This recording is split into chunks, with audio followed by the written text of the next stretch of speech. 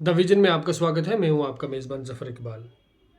Parliamentary election 2024 के हवाले से एक बड़ी जानकारी जो आप लोगों को भली भांति मालूम है कि अनंतनाग राजौरी पार्लियामेंट्री सीट पे इलेक्शन टैपर हो गए हैं। 30 अप्रैल 2024 के नोटिफिकेशन के मुताबिक इलेक्शन कमीशन ऑफ इंडिया ने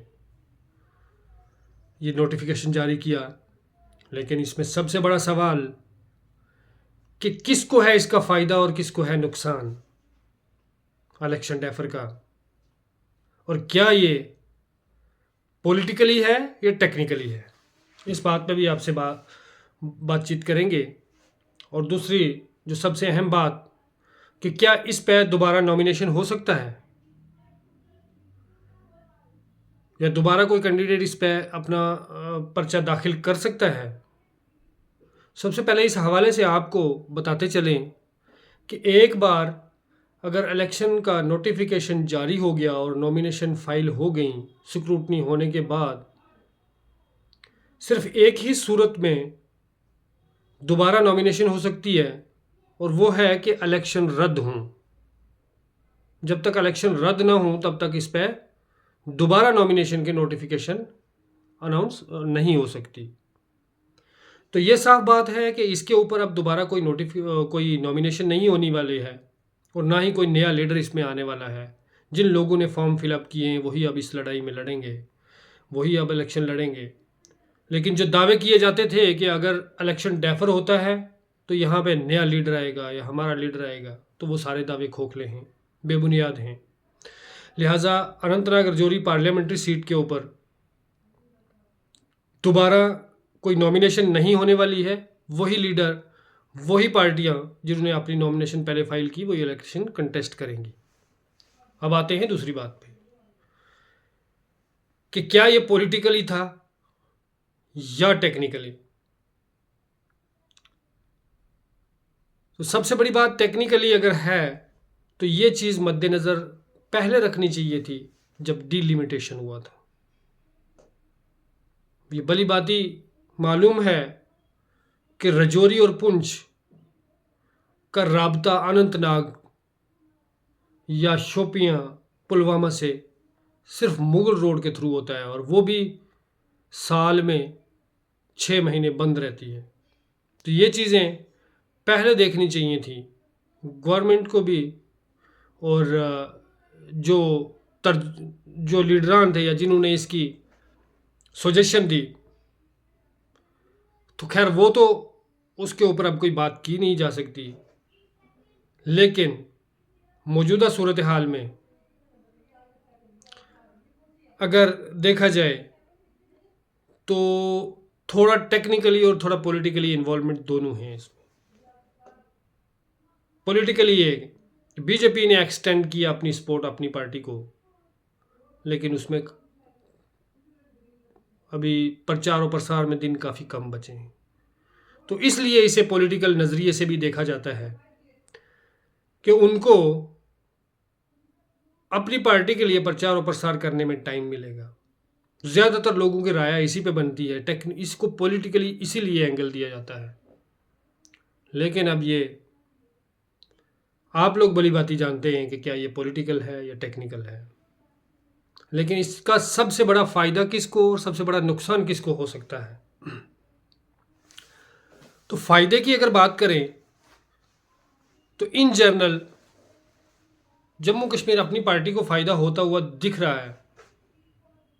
देखिए, सबसे बड़ी बात कि अभी भारतीय जनता पार्टी ने अपनी सपोर्ट एक्सटेंड की नहीं, लेकिन उससे पहले ही राजौरी पुंछ में 2 धड़े बन गए। भारतीय जनता पार्टी के अंदर ही पहाड़ी तबका के कुछ लीडरान डायरेक्टली पीडीपी को सपोर्ट करने लग गए।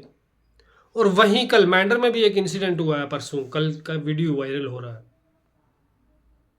वो भी आप लोग भली भांति जानते हैं कि कैसे धमकाया जाता है उनको वापस आने में।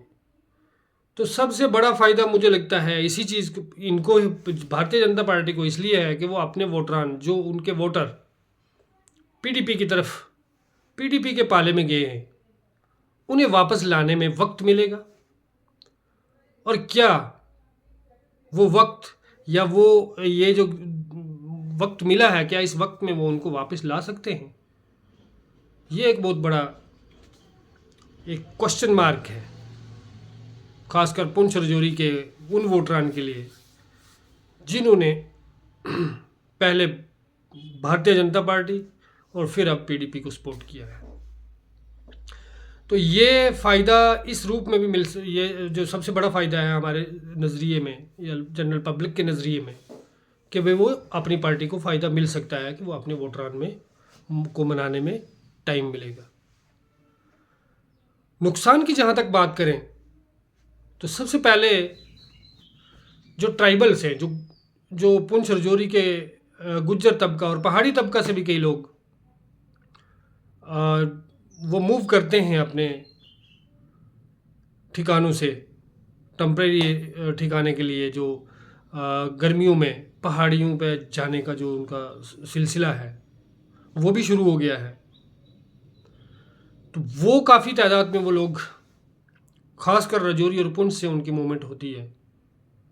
तो इस हवाले से कि वो वोट एनसी का कटेगा या पीडीपी का, क्योंकि अगर एक परिवार में 10 लोग हैं तो कम से कम 3 लोग तो वोट नहीं डाल पाएंगे।